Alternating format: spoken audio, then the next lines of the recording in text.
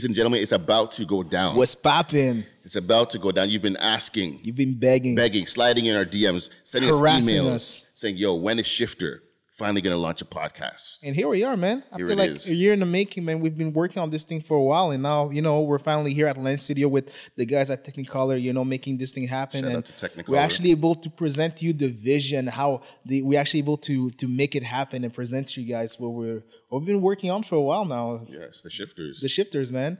And I mean, I'm excited to embark on this journey with you. And what's exciting too is the fact that we have a third panelist today, Cy Kari himself, on the DJ booth. What's popping, my man? Gang, I'm here. Real talk. So without further ado, let me just explain to you what the Shifters is about and what we're really trying to do. So of course, like Shifter magazine covers all sort of events and themes, you know, that are related to culture. So on top of like, you know, just talking about hip hop and all that kind of stuff, what we really want to do, we want to be able to break it down and explain to you what it really means and how it relates to you, whether you're a fan or whether you just want to get in on the culture and get an idea, deeper analysis of what's going on. So this is what we're going to do here at the Shifters. And Kevin, this is going to be interesting, man. We're about to get controversial. About to get controversial. That's what Shifter does. We're shit disturbers at Shifter. We're shit disturbers. And at the same time, like, you know, we're not here to make you comfortable. You know what I mean? If you get offended easily, man, I mean, you know, we can't hug you, nothing, man. It is leave right now. Just leave right now. So without further ado, you ready for this, man? Let's do it. All right, man. So Cy, just get us started, man. What's our first segment?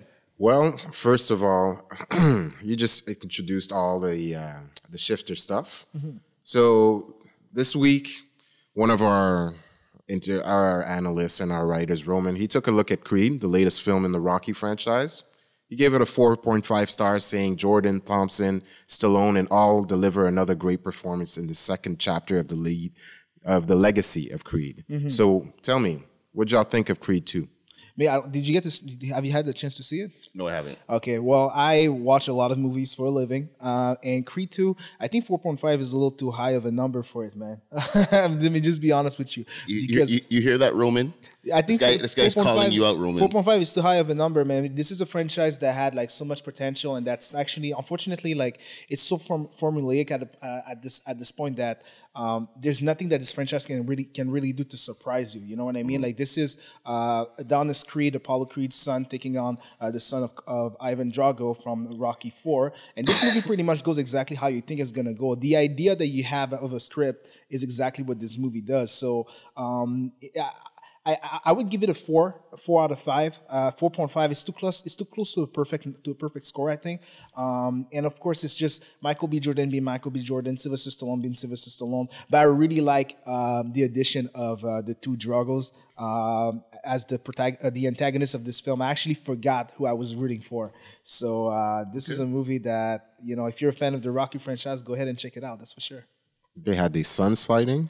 Yeah. So pretty much, it's formulaic. Yeah. Well, it is formulaic in the sense that, you know, those kind of boxing films happen. You know, it's you take on the bad guy knocks you out, you come back, you win again. Like, I mean, you've seen it before. You know, like there's no other ways for this franchise to go. So of course, going into this movie, like it's exactly what you expect it to be. So it's not that it's a bad film. It's just not a film that will surprise you in any ways whatsoever. Gotcha. Yeah. Anything to say then? No? You gonna check it out or no? I will check it out at some point. You're a fan of Michael B. Jordan? I'm a fan of him. I liked him. I liked him in Black Panther, but I mean, I'm not a huge fan. No. Usually, I know the ladies are fans of him, like, you know, when he has a shirt off and stuff. But I'm not into those things. But you know. All right, let's take it away. Vlad took a look at Dummy Boy from Tekashi 6ix9ine. Yeah. And you said you were pleasantly surprised, giving it 3.5 stars. Yeah. Explain yourself, sir. Pleasantly surprised in the sense that, well, again, let me just reiterate, right? This is on the cover of Dummy Boy. First of all, the album is called Dummy Boy, and it has the art cover is a colored hair guy taking a piss on the floor, and it's all rainbow colored or whatever.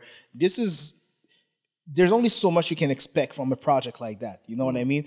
Based on that fact, I can actually tell you that the project really surprised me in the sense that it's the first time that I saw Tekashi actually. Again, I'm not a big fan of Tekashi 6ix9ine or anything. It's actually my introduction to him as a as an artist, I've never, except for a couple of hits, I'm not really too familiar with what he's done. But it was still interesting to see the compilation of all those songs and actually see him trying to tackle like different themes. You know, there's like there's a Spanish vibe on the album. There's also a couple of songs produced by Scott Dorsch, I think. And that was really interesting, but it was really incoherent in the sense that to me it feels more like a compilation of a lot of hits rather than a project. Like it doesn't have a narrative structure. You know what I'm saying? So I don't know. This is how I felt about it. And Tekashi, I mean, he's been taking so many L's lately. I mean, there's so much we can see about Tekashi. So many L's. I don't know if there's anything that. No, I mean, I was surprised by it. I actually really enjoyed the album. I was surprised, yeah. I mean, yeah, like you said, it really is just like they threw a whole bunch of singles, like all the old singles that I wasn't expecting to have all those old singles on the project, but for me, I loved it. I'm saying loved it, but I liked it. Like I was going through the songs, and I was like, yo, I actually like this album. Yeah. Like I actually like his music. So I'm used to him just always yelling and stuff, so you got to see kind of a few different sides of him. So I think 3.5 was a good rating for that. Yeah, me too, definitely. Okay, would y'all think it's incoherent and like disjointed because it got rushed out, it got leaked out, or do y'all think that that's what he intended to? No, I think that's what he intended to release. I think what's really happening with Tekashi, like, let me just dive into like the whole. Break it down. I actually want to ask you a question regarding that, whether or not you feel bad. So Tekashi 6ix9ine is currently, he has been arrested. And he's facing a few charges, including racketeering. Now, for a lot of people who don't really know what racketeering is, if you're familiar with The Dark Knight, Christopher Nolan's The Dark Knight, this is pretty much what they do to get everybody locked up. This is the kind of shit that they hit the mafia with. That's what Tekashi was hit with. So racketeering means that, I'm going to simplify it, but really it involves the idea that if you are part of a gang or criminal organization, and if there are crimes being made by the organization on behalf of the members of the organization, you too will be charged for the said crime. So you don't have to actually commit murder. If you're a gang member and someone commits murder on behalf of the gang, you get hit with the same charges. So this is actually how they pin down the mafia, and that means that, you know, the entire 9 Trey Bloods thing. That means that everything that that the FBI has assembled against them is actually hitting Tekashi at the same time. Now, Tekashi has been very controversial as an artist, so I'm actually wondering, based on just that, do you feel bad for Tekashi? I do. And going back months ago, I really didn't like him at all. I'm like, yo, this guy's a troll. I don't like how he's moving. But I think over the past while, I'm like, I've actually grown to like him for some reason. Like, I can't put my finger on it. I've grown to actually like the guy. And so I do feel a little bit sorry for him. I do and I don't, because part of me is like, yo, the man was like annoying everybody. The man was like basically trolling everybody. So on one side of the coin, I'm like, I don't feel sorry for him. But then you're like, yo, 25 years to life for trolling people, for like, you know, for doing the stuff that he's done. It does feel like, you know, I don't know if he necessarily deserves all that. And I know, like, you know, there's like every day there's like more news coming out. And so one of the latest things was like he was saying, yo, I was never a part of the gang. And I heard that, I was like, yo, this guy's like, but he's trying to get out of jail, bro. Yeah, but then after they said, like, they actually had recordings of the guys in the gang saying, yeah, he was never really a part of the gang. So everyone's like, yo, the guy has a get out of jail free card. So if he really wasn't a part of the gang, then yeah, he shouldn't do the time. That's the thing with racketeering, right? Is the fact that all you have to do in order to for the charges to be dropped is really, you just have to prove that you're not part of the gang. That's the first strategy that any lawyer who would be defending someone accused of racketeering would do. And they're actually tackling this in the right way. And you're already hearing that there's a possibility that all the charges against Tekashi might be dropped. But at the same time, you know, he had to cancel a tour called Test My Gangster. So I think the FBI really did test his gangster. Yeah. So if Tekashi actually beats his case, do you think he comes out like a new artist? Do you think like he's gonna have to humble himself and move completely differently, or is he gonna just be bragging about Well, I think he has to, because his gang's turned on him. So you can't say test my gangster and your gang just wanted to take you out. So like literally, like, you know what I'm saying? Like, how are you gonna say test my, and then you're surrounded by security and you're gangless? Like, he literally can't say that anymore. He has no backup. His gangster has literally been tested. They tested him. The FBI is testing him right now, and it turns out that he's not a gangster. Yeah, so that's kind of ironic. Yeah, literally. Yeah, if you have recordings saying, yo, the man was never a part of the gang, you can't say, well, test my gangster, because you were never really a part of the gang. You're just kind of like a mascot. Really, he's the mascot. Like, if you think about it, like, he's the mascot for these Treyway Bloods. And so, you know. Pretty much, but I don't know. To be honest with you, man, the whole Tekashi thing, I have a very hard time feeling bad because you remember when XXXTentacion passed away, a few people were actually saying that, you know what, like, I'm surprised it wasn't Tekashi 6ix9ine. Like, to me, Tekashi 6ix9ine, I don't wish death upon anybody. Like, that's not the kind of person I am. I don't even wish for people to go to jail. But this is someone who I expected would have been dead like a year ago. Yeah. You know what I mean? The fact that he's only in jail right now is kind of a blessing for him because being in jail is what's keeping him. It's what's keeping him alive. Yeah. In a way, you know what I mean? And I think he actually, in a sense, keeps hip hop interesting. You think about it, like how so? I mean, he provides he's like the comic relief of hip hop right now. Like he provides a sense of like even if you don't like him, like you kind of laugh a little bit. You're like, okay, like, you know, some of the stuff he says, you're like, I don't know, like him kind of posing up with so-and-so's girlfriend or whatever. I don't know, because I feel like hip-hop does need to be controversial in order for the culture. It strives off controversy. Mm-hmm. But I feel like Tekashi, the type of controversy that he was bringing to hip-hop, first of all, like, just as a black man, you know what I mean, who's a fan of hip-hop, I have a very hard time, even though, like, I think, you know, art should be inclusive to all sort of communities and, you know, it should be as diverse as possible. I have a very hard time seeing someone who's Mexican being like at the front of what's happening in hip hop and giving it a bad rep. Wow, you know what I mean? We're about to get a whole bunch of Spanish comments. What I'm saying is that it's not the fact. It's not the fact that he's Mexican. It's not the fact that he's Mexican himself. That has nothing to do with anything. Like, shout out to my Mexicans, man. ¿Cómo estás, amigo? ¿Qué pasa? But what's happening is the fact that any artist who actually represents hip hop, especially at the level that Tekashi does, have to understand that they're actually ambassador for their genre and their culture. Yeah. You know what I mean? And that's my problem. It's the fact that he's an ambassador of the culture and he's not black, which means that in a way you're getting in on a culture that, first of all, is not it's not your direct legacy. You're actually more of a guest on the culture, whatever.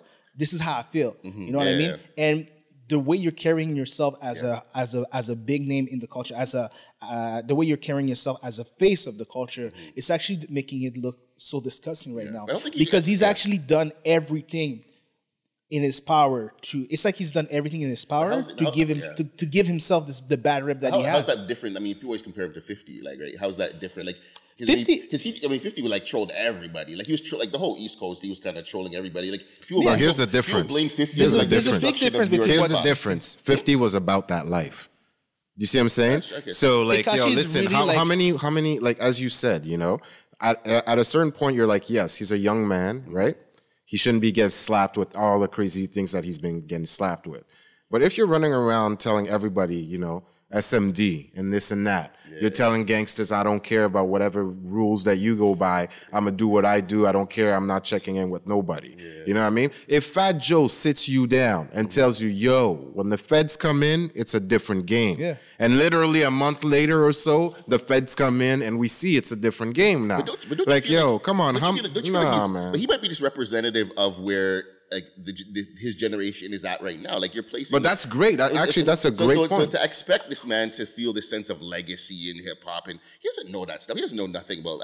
I assume he doesn't really know, or does he even value the fact that I'm an ambassador for this and that? Like, no. He's 20 years old. He's making money. He has colored hair. I don't think he cares to be the ambassador of hip hop. No, I get it, but I get that he don't care, and that's the problem that I have is because it's the fact that he's such a big name in hip hop right now, and I find that hip hop has always had those negative connotation to it. Mm-hmm. That's always been holding it down in a way in terms of like how publicly acclaimed it can be. Mm-hmm. You know what I mean? And with for example, you take someone like Meek Mill, right, who's actually going to a complete different direction right now in his career. Like this is the kind of vibe that we need in hip hop. And even if you're gonna be a gangster rapper, you know what I mean? Like it is what it is. But it things that Tekashi is actually he's actually thriving off like the most negative stereotypes attached to the hip hop culture, and he's actually making banks with it. And I mean, and now we're actually seeing the downfall of it. You know, even the OGs who actually like, you know, from Charlemagne the God, who also himself had like, you know, a case that he had to fight,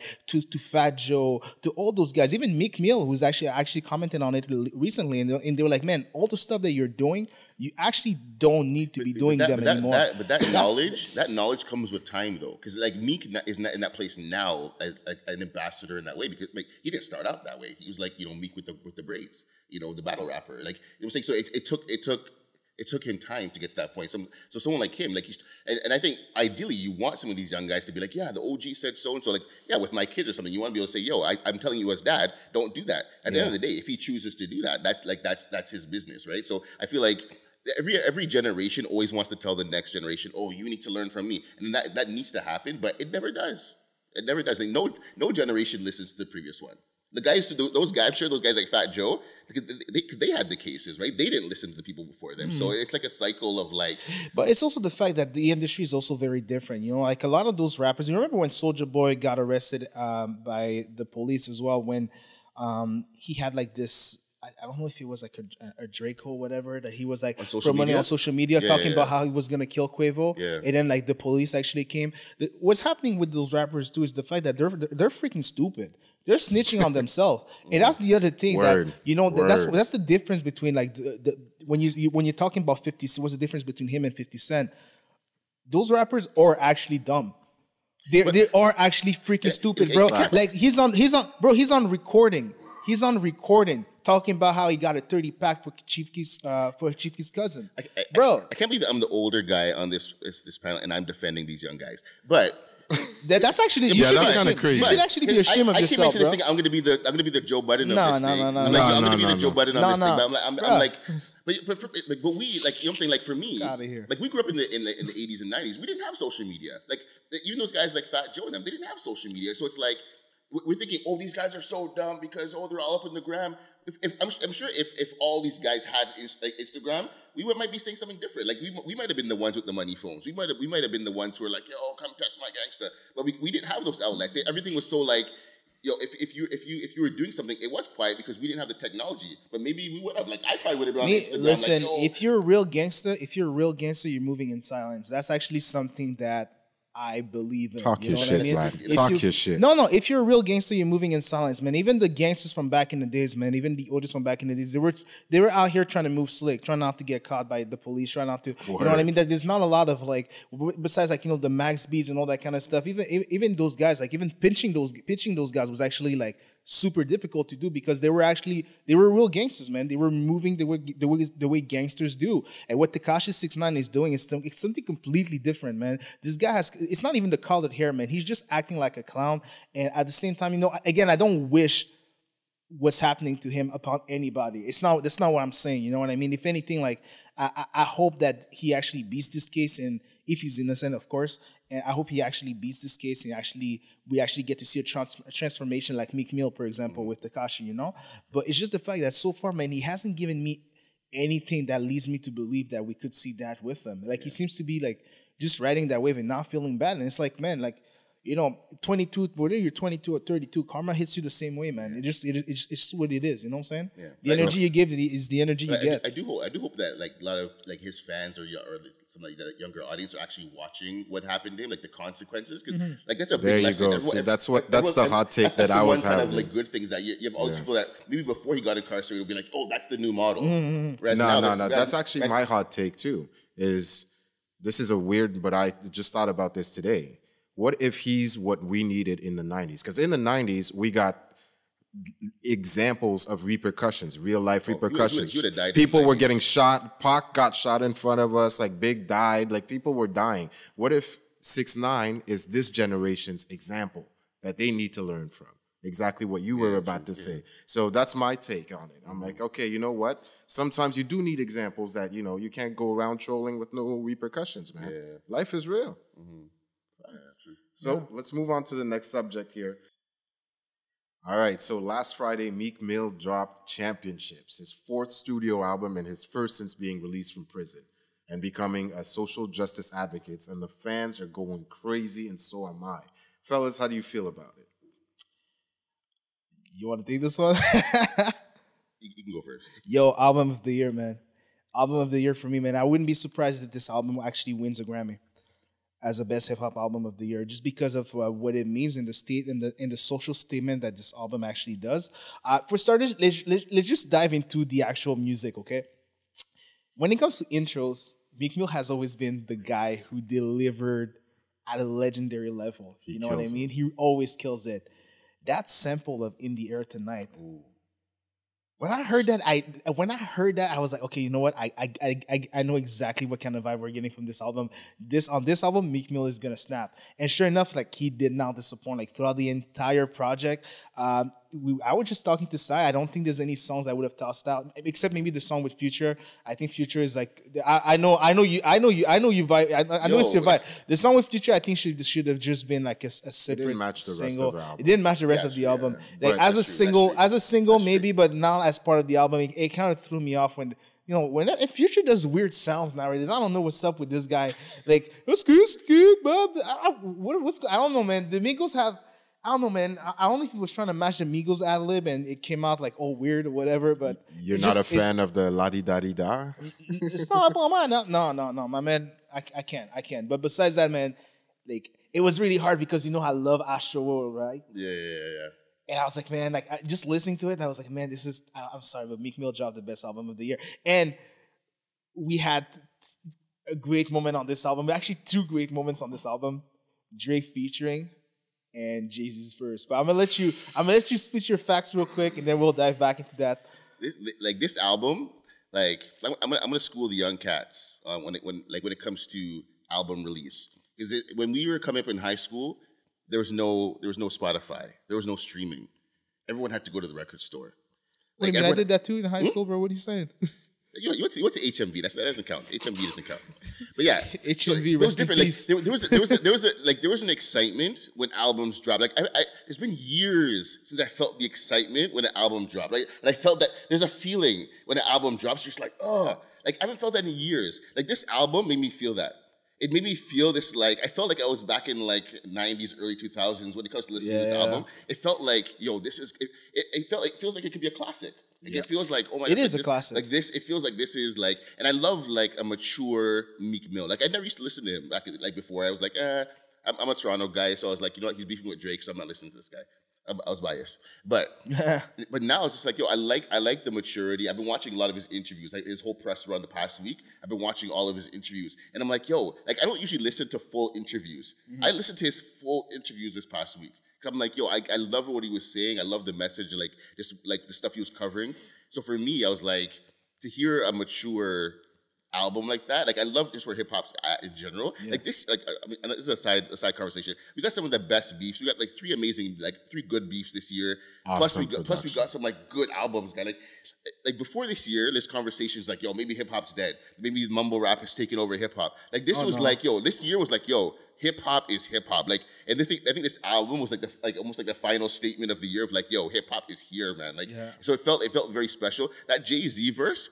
When I first heard that Jay-Z verse, I was like, guy, I heard it and I was like, like we were texting back and forth going over the album, and I was like, I heard the Jay-Z verse, I was like, it made me just like sit up. I was like, yeah, I thought the Jay-Z verse was actually, people were saying verse of the year.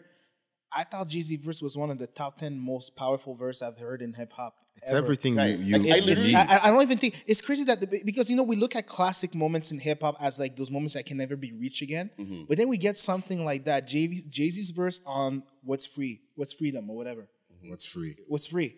And I was like, man, this is just the first time I heard it, I was like, man, I'm actually living through an iconic moment of history right now. Yeah. You know what I mean? As a hip hop fan. And I don't know. At the same time, it was kind of ironic because, we were just talking about 6ix9ine, and Rick Ross actually dissed 6ix9ine for kind of promote the same thing I was talking about. The fact that he's kind of like attracting the negative attention that he's getting to himself, and using it as like he's pretty much just calling him a clown for the stance that he has in hip hop. But something else I actually want to talk to you about is I don't know how y'all feel about Cardi, but I think whenever Cardi's such a hit right now, and we know how Cardi and Nicki have had this falling off, you know what I mean? It's interesting to me to hear Cardi on a song with Meek Mill. We heard the subs. Yeah. Yeah, heard the subs. Which is interesting because just yesterday, the day before when Tekashi 6ix9ine's album dropped, Nicki was throwing shots at her on the song with Kanye West, Mama, you know? And that was it.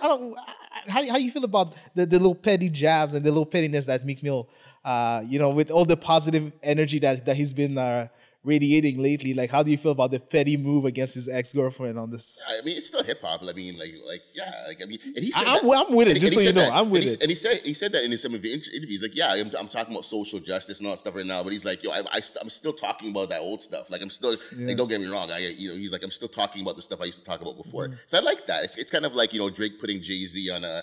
On Scorpion because Nas was Nas and Kanye doing something. Me and Jay-Z, let me and Jay-Z. So it's the same kind of little bit of a petty back and forth. So that's also an interesting thing that happened on this album is Jay-Z confirming that he still got love for Kanye.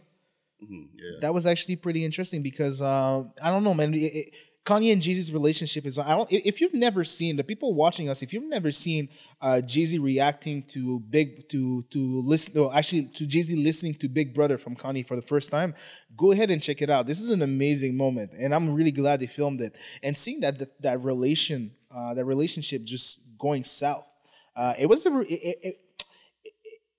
it did hurt a little bit as a hip hop fan, seeing Jay-Z and Kanye West just going separate ways. But just Jay-Z making that statement that you cannot take away the love I have for Kanye from me. This is the year of peacemaking in hip hop. I guess so, right? This is the year of kumbaya. This is a very kumbaya year in hip hop. Would you say that this is bigger than Drake? Hope said it's Ye's my little brother. We're not agreeing on the whole red hat situation. Yeah. But he says, like any type of family. You're gonna get into it with the family, but that's still family at the end of the day. But I think that's what I'm saying. I think that's a huge statement in and on itself. It's like we're still going through that thing, but just so you know, like Kanye is still. So it's just the fact that we can still hope for more music between Kanye and Jay-Z in the long run. But maybe by the time that we get it, it's gonna be irrelevant. I don't know. I think there's still a lot that we can still hear from both Jay-Z and Kanye, especially like some kind of family feud type of vibe with them actually addressing the problems that they've had and back and forth and whatnot. It'd be interesting to see that. My favorite song on the album, Uptown Vibes. That Spanish trumpet was unlike anything. This beat was fantastic, man. It's actually the hit on the album for me. I mean, you mentioned the track with Future. For me, I actually like. I think that song is stupid. Like, what's happening in this episode? Like, I'm agreeing with all these the young guys. Like, I'm here talking about I like the song with Future and the song with I think that's like, what's happening? What's happening? This guy's rubbing off on me. No, I expect you know what? That's not it. But that's not. No, I think Future's. I think honestly, man. I think I'm gonna say something that might shock you. I'm tired of Future. I think Future's done. Listen, he was on this project with Juice's WRLD, and this guy broke Juice's WRLD's back. You know how? This guy had to carry Future on his back throughout the whole project. Man, Future was trash on the whole thing. Future was trash on the whole thing, man. I don't know, man. Whenever I hear a Future feature, whenever I hear a Future feature, I don't know, man. I'm over it, man. I did like that. I love Splash Warning, the track with Future and Young Thug.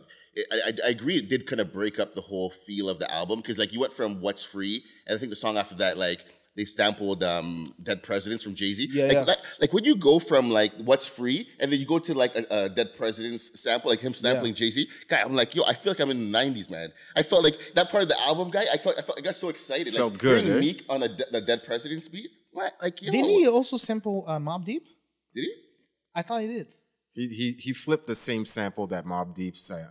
Okay. But I think it goes from What's Free and then it went to the Dead Presidents sample and then it went to the Future track. So when you go from the Dead Presidents sample to a track with Future, you're kind of But you know what? I hear you. I want to ask you about something because I made a statement earlier. I think I wouldn't be surprised if this album actually wins a Grammy for Best Rap Album of the Year because of the social statement, especially when the things we've been noticing with Colin Kaepernick and all that kind of stuff. We've been backing up a lot of those social movements lately, and I feel like this would be a good statement from the Grammys to just at least nominate. I think this album can be nominated, but not just nominated. I think there's a big chance that this album can actually win, and I just don't be surprised if it does because just so you know, Meek Mill's case has been televised by just the media attention on Meek Mill's case. Like, it's not just it's more than hip hop. You know what I mean? Like, people were actually talking about like a broken social justice system. You know what I mean? And well, yeah, he was fighting, biases and corruption in the justice system. Yeah. A lot have been said about the judge itself. I don't need to repeat this here, but he talks about it on the album too. For sure, for sure. So speaking about that, let's rewind this whole conversation. Let's talk about the expectations leading up to the album.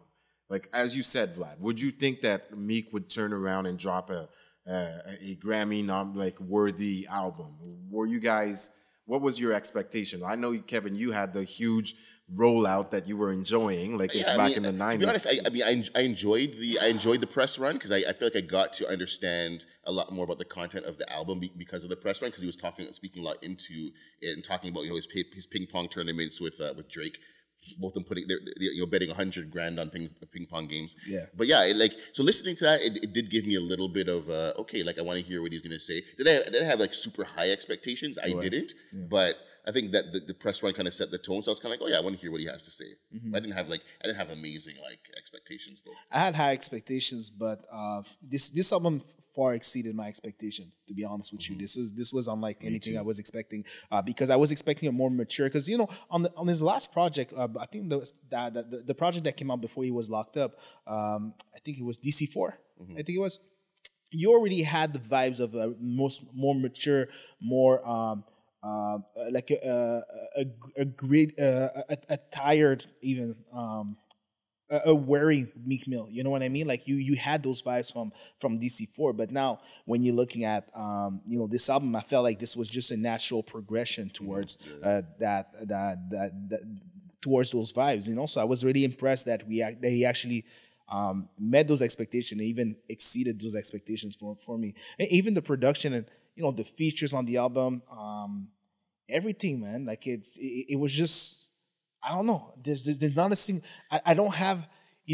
I was such a fan of. I'm such a fan of Travis Scott's Astroworld. Mm-hmm. But for me, by far, this album just blew it out of the water, man. And that's what I wasn't expecting. You know what I mean? The fact that it resonated with me so much, and the fact that can I also add the fact that Meek Mill in his 30s. Far better than Meek Mill in his 20s. And Meek Mill in his 20s was something else too. You know what I mean? But I feel like Meek Mill is at his best right now. And now a lot of artists can get to say that after 10 years in the game almost, in the second decade in the game, they just got better. You know what I mean? Yeah.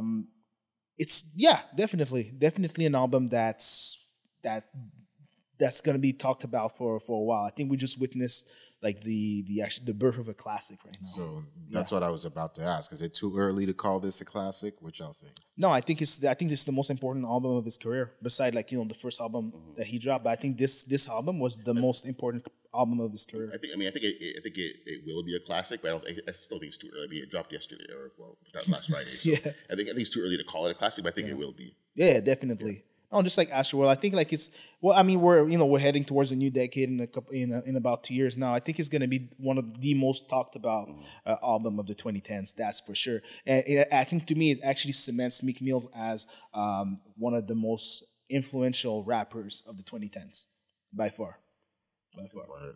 Yeah. Okay, well that's cool. So on to the Freestyle. Actually, my favorite part of. It's actually my favorite part of the show. Let's get it done.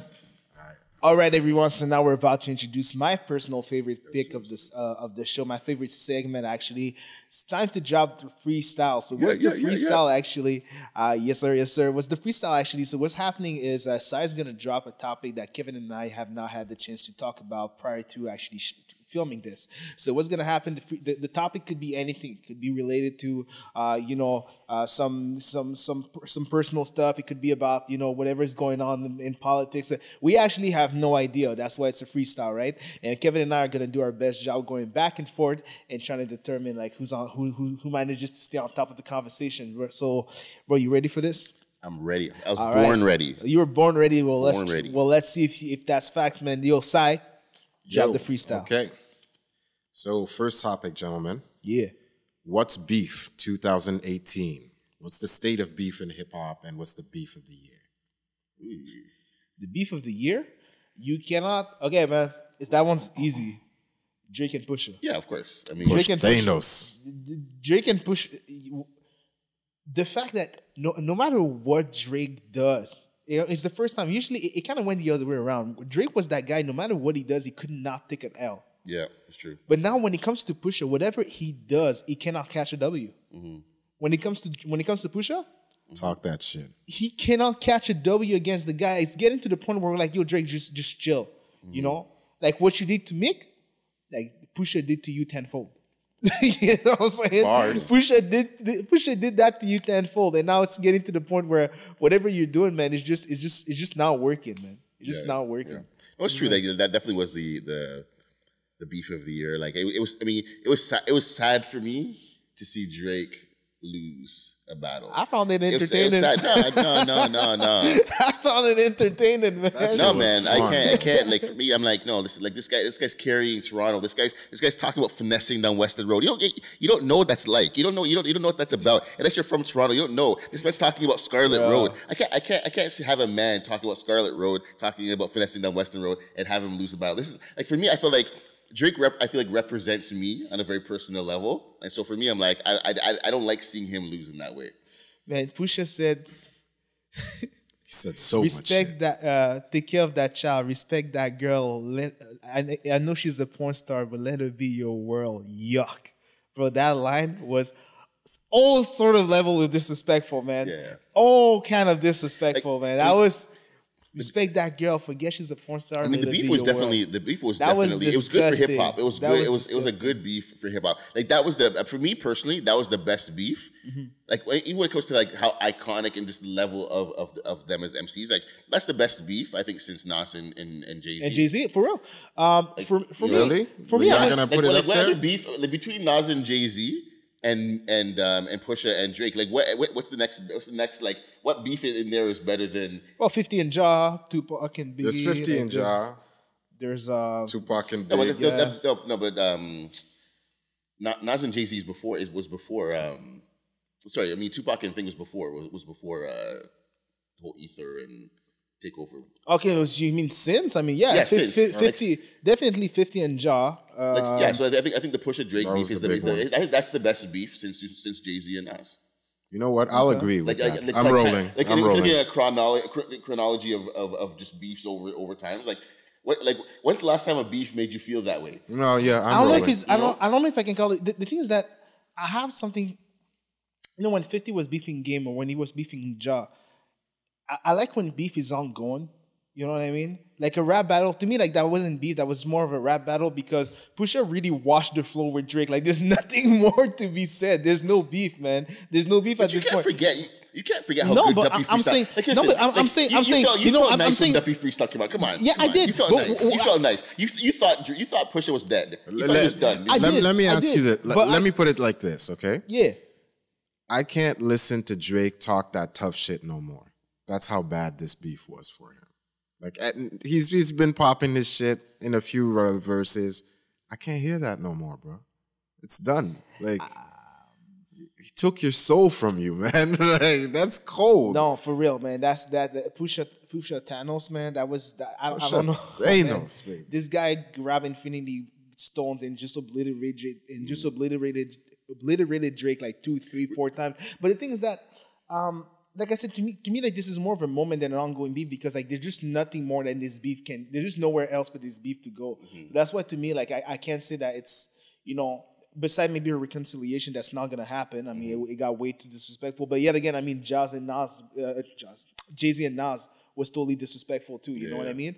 Super Ugly was just nasty, and Takeover was also like Takeover and Ether. They were also taking some really low jabs at each other, but I just don't see reconciliation happening in this beef, and I think it's the only logical step for this beef to actually like still be entertaining. So to me, this is more of a moment that took place rather than something that's just this ongoing thing that we can still talk about. You know what I mean? Because of how, again, just because of how destructive it was, for Drake. And the fact that it's more than just the lyricism that's questioned at this point. It's really like the ethic of his character, and the move that Pusha did on Drake actually like disrupted his business. You know, it actually affected him financially too. So that was just like that was something else, man. That was a nuclear blast on Drake's career. At the same time, though, it's like for me, I respect the fact that Drake's like it's not that Drake couldn't respond. I think what he's saying was like the next step for him was to get super foul and like Jay-Z at the end of the whole Nasty had to come with super ugly because like that's the only next logical step. And Drake said that he's like, listen, if the next step for me is to go get super personal and get like, and he's like, do I really want to put myself out there like that? Do I really want to put that type of energy out there? Do I really want that to be part of my legacy? No. So I'm willing to take an L in order to preserve my own self and preserve my whatever. So man, the moment you have to make that kind of explanation, it's you're still lost. I mean, there's just like. There's no good way of spinning this, and no matter, even though he's trying to, you know what I'm saying? Like even not too long ago, I mean, the whole when OVO actually ran up, I don't know if it was really OVO. That's what people were claiming, but OVO apparently ran up on Pusha while he was on stage, and somehow, man, they still didn't manage to touch Pusha. They still didn't manage to touch him. You know, like I'm just saying, like yo, stop trying. Push like, Thanos. You know what I'm saying? You know those cartoon moments when you have like that one cartoon character that's trying to get to this other cartoon character, and they have those kind of funny gimmicks to show you that the other one is unreachable. That's what I'm seeing. You know, like you know those moments that you just hold him by the forehead and you're like, what are you gonna do? And the guy's just swinging around. That's what I'm seeing when it comes to Drake and Pusha. This is just a really funny thing, but it is an iconic. It is definitely the beef of the year. So we agree that's the beef of the year. It is the beef of the year. But you know what? Something else I want to talk to you about, because just to answer the question you asked earlier, what's the status of beef in 2018? Are y'all feeling these reconciliations and stuff like that? Like, well, this is the only way for beef to go at this point, because with social media, I mean, what do? You hop on the track, you do the back and forth on the musical theme. I don't know. I mean, there's some reconciliations I'm cool with. Like I'm cool with like Meek and Drake reconciling. Drake and Pusha is disgusting though. Yeah, but yeah, disgusting. There's certain reconciliations I'm cool with. There's other ones that I may not necessarily be okay with, but I mean, it's cool. But part of me likes the competitiveness of hip hop, and then part of me is also like, yeah, it's cool to see certain people I'm okay with them reconciling. Do you think it's a marketing plan sometimes? Like, let's say you and me we're both artists, and yeah, I think there's some beefs that we'll beef and like get hot real quick, and then hip-hop, I think some beefs make a track together. So that's okay with y'all, or how do y'all feel about people that try to use it as a marketing plan? Yeah, I don't know, man. Sometimes when it's the marketing thing, I think it's easier to tell. You know what I mean? When Tekashi's beefing Trippie Redd, I don't sweat it. I just they're talking trash on live. They're Instagramming live each other. You know what I mean? Whatever. Just sometimes when for example, let's take the Nicki and Cardi B thing. You know what I mean? We're hip hop fans. We listen to jazz. We listen to lyrics. For about 2 years, we've been telling people these two don't like each other, and people they were just trolling the journalists. They were saying, "Oh, you guys just want us to see us pitted against each other." Listen, wash your man. You should wash your mouth. Man, I'm sorry, but that's an obvious subliminal jab. You know what I mean? Like, you're on a song with Offset right now. You're on the song with Amigo. You're on the song with Cardi. Who are you talking to? You know what I mean? Again, like when the energy is there, and then sure enough, you saw where that whole thing ended up going, right? With the whole confrontation that they had, and now it's full on beef between Nicki and Cardi. When it's genuine and there's actually hatred between two artists, you can feel it. Yeah. Especially in hip hop, when hip hop is such a vocal and raw form of expression. You feel it. It's not like when pop stars are beefing with each other. You know what I mean? And throwing lawsuit at each other. On the with hip hop, you can, it's almost something tangible in a way, you know what I mean? When artists do not fuck with each other. Yeah. I also did like this, like before we close, I did like the fact that, someone like Joyner and Tory Lanez was really just sport. It wasn't like we don't like each other. It's just like, let's just be competitive and see who can win. Yeah. And I like that. It's like, there's no hate. Yeah. It's just like, let's see who, like, let the best man win. And I like that kind of vibe. It's not hatred. They're even like, maybe we'll make a song together at some point. Yeah. It's like, it's light. Yeah, it's like, I like that. It's just who do you think won that beef, by the way? Yeah. I think that's a conversation for another day. That's a whole other segment. He's sliding back, y'all. He's sliding back. All right. Well, guys, that was it for the very first episode of The Shifters. Woo. Kevin, that went pretty well, I think. Yeah, it was pretty well. It was good. We're missing LJ today. LJ We missed you today at the studio, but we'll see you again soon. Yes, LG, make sure to actually follow everyone. We'll make sure to add everybody's Instagram there. But first of all, I just want to say thank you to the people who are actually helping us organize it, the people at Lens Studio and Technicolor Media. You guys are amazing. Kevin, actually, where can people find you? On all social media platforms at Kevin R. Bourne. And I'm Vlad. You can find me anywhere at just as Vlad. And Cy? Hi, I'm Cy. I'm really not that important. Whatever, man. No, but for real, guys, thank you very much, and we're hoping that you're gonna hop on this journey with us and just follow us for the next for the next little while. I think we're gonna be going at it for a while. So that was episode 1 of The Shifters. Until next time, peace. Ciao.